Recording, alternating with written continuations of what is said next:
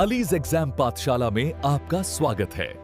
मैं हूं आपका अली भाई और अलीज एग्जाम पाठशाला में आपका स्वागत है।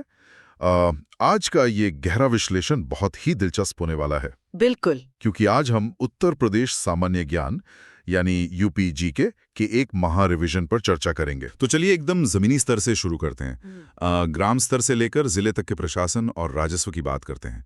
पहला एमसीक्यू मेरी तरफ से। प्रश्न है, उत्तर प्रदेश में क्षेत्र पंचायत का सचिव कौन होता है? अक्सर लोग सोचते हैं कि कोई स्थानीय नेता होगा, लेकिन इसका सही उत्तर है खंड विकास अधिकारी, जिन्हें हम बीडीओ भी कहते हैं। अच्छा, बीडीओ? हाँ। अच्छा। देखिए, पंचायतें स्थानीय स्वशासन का हिस्सा जरूर है, लेकिन जो भी सरकारी योजनाएं होती हैं वो बीडीओ के जरिए ही जमीन पर लागू होती हैं। सही बात है। और अगर ग्राम पंचायत अध्यक्ष यानी प्रधान बनने की बात करें तो न्यूनतम आयु 21 वर्ष रखी गई है। 18 वर्ष क्यों नहीं? क्योंकि देखिए, वोट देना एक बात है, लेकिन पूरे गांव का बजट और प्रशासन संभालना, उसके लिए एक स्तर की परिपक्वता चाहिए होती है। इसीलिए संविधान निर्माताओं ने ये उम्र 21 वर्ष तय की। ओह, अब समझ आया। और इस पूरी व्यवस्था को चलाने के लिए यूपी को 18 मंडलों और 75 जनपदों में बांटा गया है। बिल्कुल। पीडीएफ में एक और शानदार तथ्य है कि राज्य सूचना आयोग का मुख्यालय लखनऊ में है। और वो जो सामुदायिक विकास कार्यक्रम है, हाँ, वो 2 अक्टूबर 1952 को शुरू हुआ था। 2 अक्टूबर मतलब सीधी गांधी जी से कनेक्शन। एकदम सही पकड़ा। गांधी जी का ग्राम स्वराज्य का जो सपना था, उसे पूरा करने के लिए उनकी जयंती से बेहतर दिन भला क्या हो सकता था। सच में। और प्रशासन की ट्रेनिंग के लिए मुरादाबाद में डॉक्टर भीमराव अंबेडकर पुलिस अकादमी है और जजों के लिए लखनऊ में न्यायिक प्रशिक्षण एवं अनुसंधान संस्थान है। बिल्कुल, ये तो हो गई प्रशासन की बात।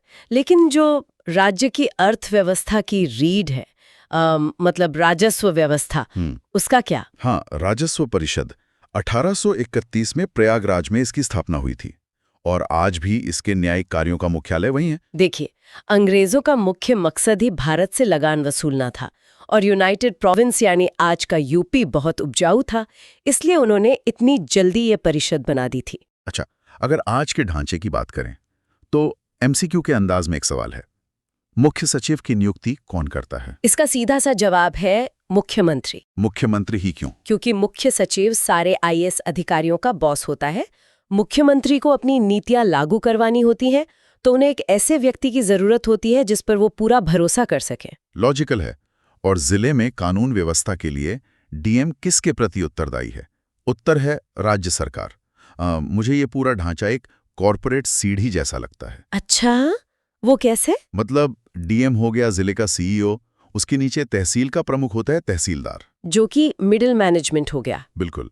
और एकदम ग्राउंड लेवल का एग्जीक्यूटिव है लेखपाल, जो खसरा और खतौनी बनाता है। ये उपमा बहुत बढ़िया है। और इस पूरी मशीनरी के लिए कुछ पक्के नियम हैं, जैसे यूपीपीएससी सदस्यों का कार्यकाल 6 वर्ष या 62 वर्ष की आयु तक होता है। हाँ, जो भी पहले हो। और 2018 में 102वें संविधान संशोधन के जरिए राज्य पिछड़ा वर्ग आयोग को संवैधानिक दर्जा मिला।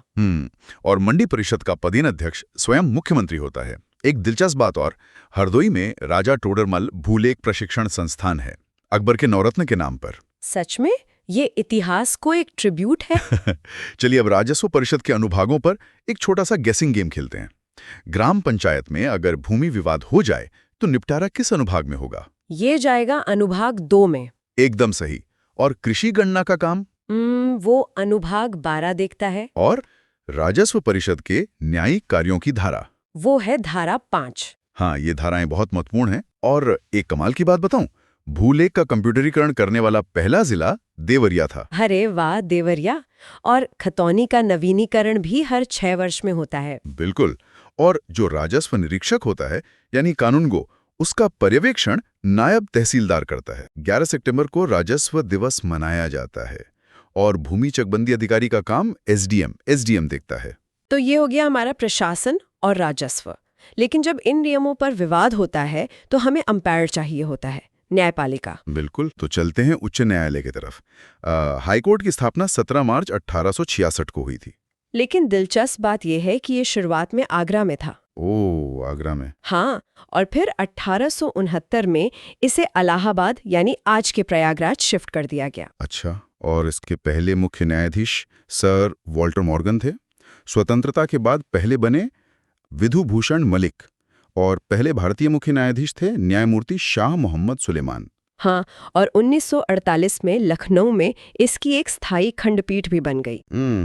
पीडीएफ में लिखा है कि यहाँ 160 स्वीकृत जज हैं। यह देश का सबसे बड़ा हाईकोर्ट है। लेकिन आप सोच रहे हैं कि इतने जजों की क्या जरूरत है? हाँ यार, 160 जज, क्या सच में इतने जजों की जरूरत है या बस ढांचा बड़ा कर दिया गया है? देखिए, यूपी की आबादी देखिए, 25 करोड़। कई यूरोपियन देशों को मिला दें तो भी यूपी की आबादी ज्यादा है। इतने मुकदमों का बोझ है कि बिना इतने जजों के न्याय मिलने में पीढ़ियां गुजर जाएंगी। ये बात तो है। पेंडेंसी बहुत बड़ी समस्या है। अनुच्छेद 226 के तहत इसे रिट जारी करने की शक्ति प्राप्त है। और इसकी जो मुख्य इमारत है ना, उसका डिजाइन फ्रैंक लिस्मन ने तैयार किया था। हाँ, 1861 के अधिनियम के तहत इसकी स्थापना हुई और 2016 में इसने अपने 150 साल पूरे किए। इसी हाईकोर्ट का एक फैसला ऐसा था जिसने पूरे देश की राजनीति हिला दी थी। वो 1975 वाला मामला, यूपी राज्य बनाम राजनारायण। बिल्कुल। देखिए, हम यहाँ किसी राजनीतिक पक्ष की बात नहीं कर रहे हैं। हम सिर्फ ऐतिहासिक तथ्य बता रहे हैं कि कैसे एक हाईकोर्ट के फैसले से देश में आपातकाल जैसी स्थिति बन गई थी। ये न्यायपालिका की ताकत है।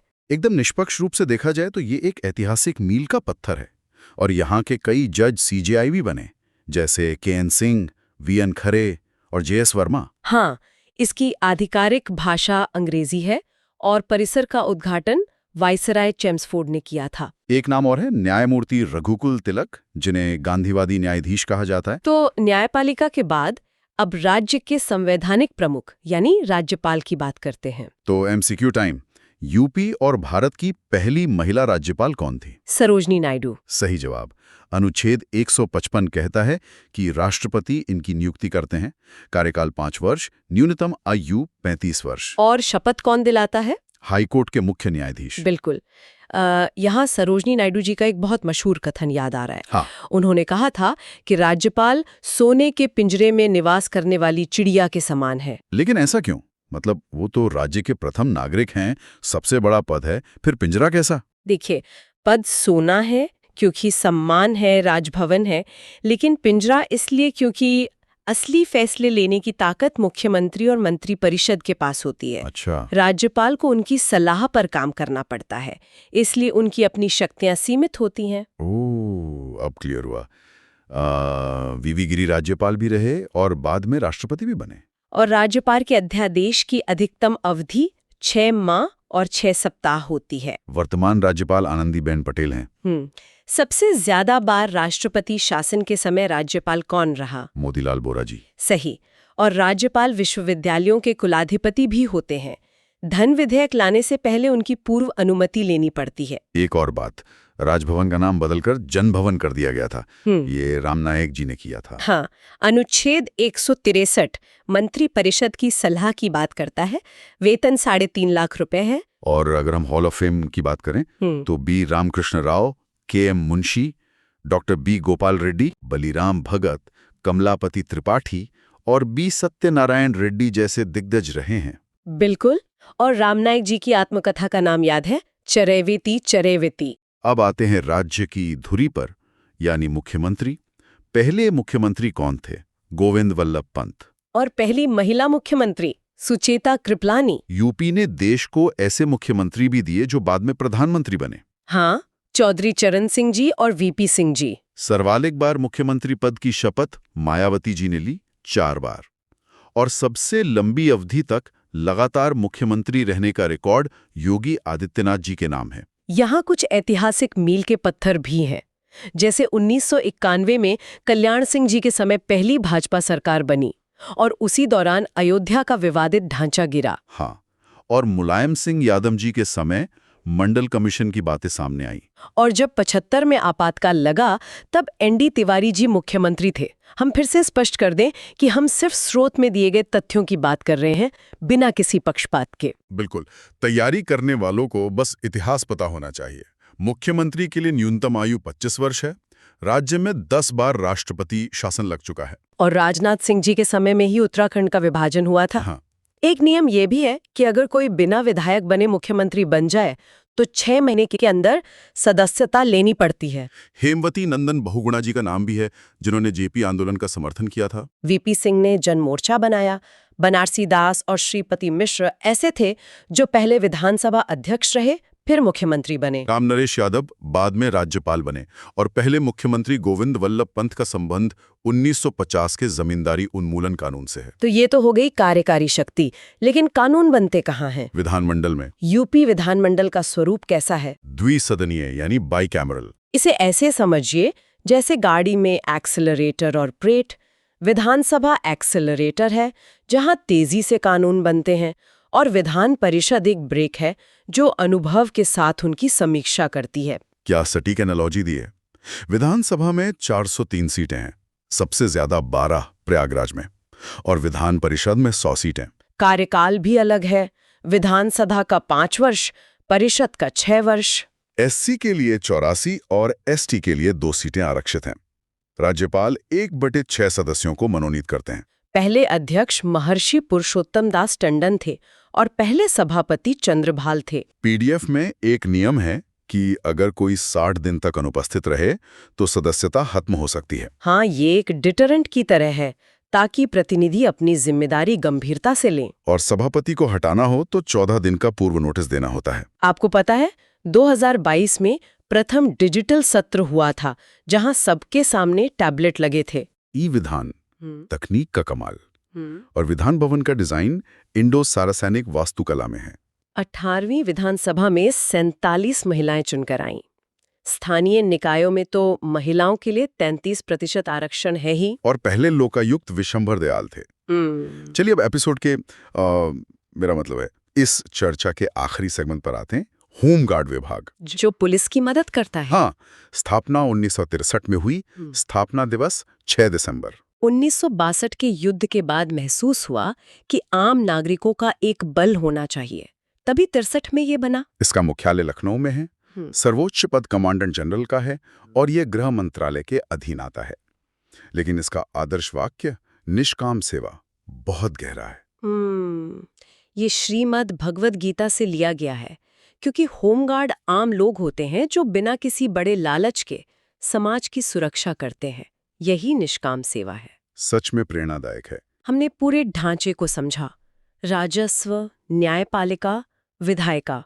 लेकिन एक विचार जो मेरे मन में आ रहा है। हाँ, बताइए। जैसे 2022 में डिजिटल सत्र हुआ, क्या भविष्य में तकनीक इस पूरी विशाल मशीनरी को ग्लास हाउस की तरह पारदर्शी बना देगी, जहां हर आम नागरिक अपने फोन पर सब कुछ देख सके? ये तो सोचने वाली बात है। तकनीक जवाबदेही ला सकती है। बिल्कुल। तो उम्मीद है कि तैयारी करने वालों के लिए यह सफर बहुत ज्ञानवर्धक रहा होगा। हमने केशपाल सर की पीडीएफ का एक-एक कोना खंगाल लिया है। आज के इस गहरे विश्लेषण में बस इतना ही। बिल्कुल। पढ़ते रहिए और समझते रहिए। जय हिंद, जय भारत।